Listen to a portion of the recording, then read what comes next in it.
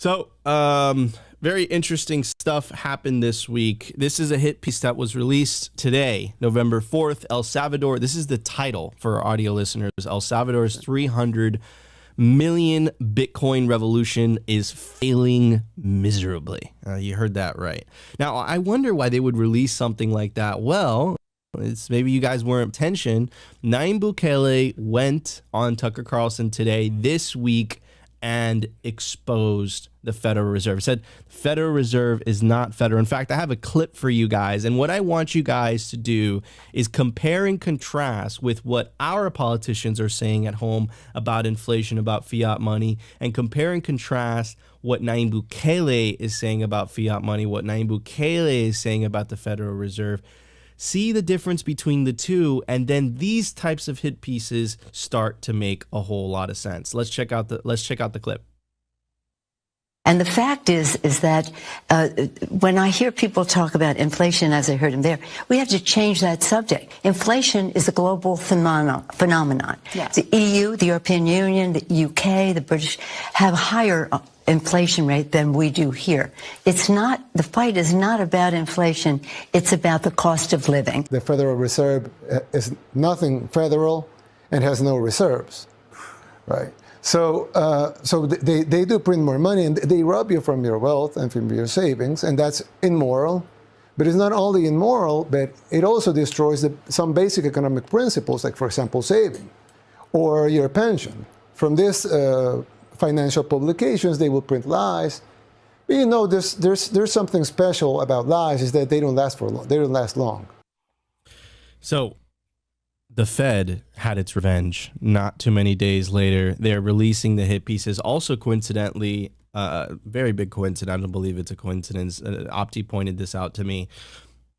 Our friends at the World Economic Forum released a blog post, Understanding the Macroeconomic Impact of Cryptocurrency and Stablecoin Economics, also dated November 4th, right? Very, very big coincidence. If you scroll, let's take a look at what they have to say about the situation in El Salvador. It says, in the case of El Salvador, remittance costs are already close to the United States. Nationals sustainable development economists fear that when the country's revenue indebted in the US dollar and Bitcoin, the national debt could skyrocket during dramatic swings in Bitcoin price. Other countries in Latin America, considering the adoption of crypto as legal tender, should consider the impacts of volatility on individuals and the central bank balance sheet. What about the impact of inflation on individuals? Why is that not talked about? And remember, this blog post was released by the same people that tried to scrub this blog post that they released in 2016 that went viral on the internet. The I own nothing, have no privacy, and life has never been better. Yes, the same people that release that type of stuff also want you to think that Bitcoin is a bad thing. Nayib Bukele wrote an amazing piece for Bitcoin Magazine that we read for you guys when it was released. Opti did a great job covering it. But I want to read you a bit from that piece that addresses this legacy media FUD. They're no longer mainstream media. We, independent content creators, are now the mainstream media. Remember, Joe Rogan is the most popular broadcaster on the face of the planet. He's not part of the mainstream media. He's independent. It's our shit now. Anyways, the most vocal detractors, the ones who are afraid and pressuring us to reserve our own decision, are the world's powerful elites and the people who work for or benefit from them. They used to own everything. In a way, they still do. The media, the banks, the NGOs, the international organizations, and almost all the governments and corporations in the world. And with that, of course, they also own the armies, the loans, the money supply, the credit ratings, the narrative, the propaganda, the factories, the food supply. They control international trade and international law. But their most powerful weapon is the control of truth. Now, I want you guys to internalize it while I read this once again. El Salvador's 300 million Bitcoin revolution is failing miserably. They're trying to incept you with what their truth is, but not what actually is the truth. And they are willing to fight, lie, smear, destroy, censor, confiscate, print, and do what it takes to maintain and increase their control over the truth and everything and everyone. Now, keep that in mind, internalize while I read some parts of this article, because I was telling Opti this morning, after I finished reading this entire piece of shit, I was actually like, holy crap, You know, we might be wrong about this because the writing is incredible. The way that he did, but you'll start to notice that he's very selective on what he's including in the article, and he's very selective on what he's not including in the article. And the reason for that, he's trying to frame something. Nayib Bukele said it perfectly, right? They're trying to control the truth. They're trying to control your perception of what is going in El Salvador because it is a clear and danger to them. Anyways, check out this first passage, and he's very specific talking about this. Elmer Martinez, a mango farmer who leads the local cooperative, says that they told him the markings indicate where farms would be raised for a development project backed by Nayib Bukele, El Salvador's president. We can't leave because we don't have anywhere to go, Martinez told them. Flat, decorative gold front truth. He sat in the shade of a giant mango tree he planted 15 years before. Remember, it's like, oh, he's been here a while. They're making a move. They're destroying his home. You know, this is what they're trying to say. Next to him, grass from 9 of his trees to bring with him if he was forced off his land. We're poor people who survive from nature, from the field, right? That's the second paragraph into this article. He's specifically picking a story that's going to play on your heartstrings. And what does this have to do with fucking Bitcoin? I have no freaking idea.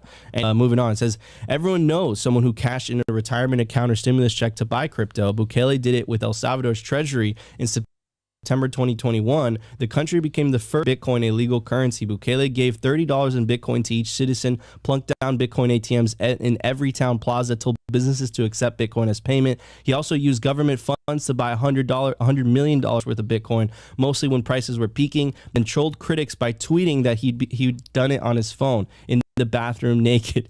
And with the country on the edge of a debt crisis, Bukele told off international creditors, saying he'd solve El Salvador's financial problems with Bitcoin instead. Bitcoin is FU money. And you know what? He's super right about that. Anyways, goes on to say, a year in, it's clear the move is failing. Almost no one in the country is used. The few who bought it after Bukele made it legal tender would have lost big. Big dropped 61% since September 2021. In a country where many live on less than $10 a day, he spent hundreds of millions of dollars to turn himself into a crypto influencer just in time for the crypto crash. Behind the debacle, a small group of evangelists from wealthier countries, influencers, grifters, they enlisted an entire country in a publicity stunt and cheered on Bukele even as he ordered mass arrests and packed the Supreme Court, which subsequently ruled he could run for re-election despite a constitutional ban. Salvadorians are still dealing with the consequences. I want you guys to pay attention to the last part. Salvadorians are still dealing with the consequences. Remember, this is the second story telling like, oh my God, this poor mango farmer. Well, unfortunately for this article, we bring the receipts on Simply Bitcoin. Let's check out the El Salvador homicide rate from 2010 to 2022. In 2010, it was 11 people per 100,000. In 2021, it's all the way down on all-time low of 3.1 people per 100,000. So really improving security and safety. Let's check out GDP growth. This chart goes back all the way back to 1966. El Salvador made a record GDP growth increase of 10.8%. The country of El Salvador. This mentions none of that. And not only does it not mention that, right? This is Nayib Bukele's popularity, right? And this is a bunch of polls, and it ranges, the lowest is, I think, 84%, and it goes all the way up to 96% popularity. Now, let's compare and contrast that with the United States. Biden's approval rating, 55%. They say that Nayib Bukele is this liar. Well, recently, there's a White House tweet that they deleted. Twitter fact-checked them on it. And it says seniors are getting the biggest increase in their Social Security checks in 10 years through President Biden's leadership. And the fact check says will receive a large Social Security benefit increase due to the annual cost of living adjustment, which is based on the inflation rate. President Nixon in 1972 signed into law automatic benefit adjustments tied to the Consumer Price Index. So who are the ones really lying? Who are the ones who are not unpopular? And again, I'm going to read this last part because this last part of Nayib Bukele's article because it summarizes it perfectly. money supply, the credit ratings, the narrative, the propaganda, the factories, the food supply. They control international trade, international law, but their most powerful weapon is they control the truth. And they're willing to fight, lie, smear, destroy, censor, confiscate, print, and do whatever it takes to maintain and increase their control over the truth and everything and everyone.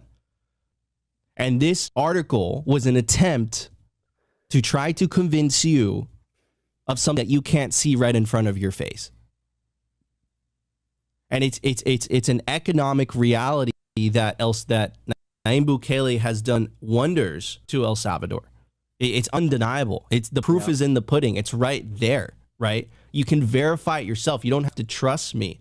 And what that article did was pick, things and examples that play to your heartstrings, completely conveniently leave everything out. You know what a 10% GDP growth is? You know what type of jump that is? You know the amount of prosperity, the amount of jobs, the amount of opportunities that creates? Of course, that's left out. What we have to focus on is this, this failed Bitcoin experiment, because the reality is that Bitcoin is a threat to their system, the IMF, the World Bank, and they use that system to control developing countries specifically in order to get them to do what they want.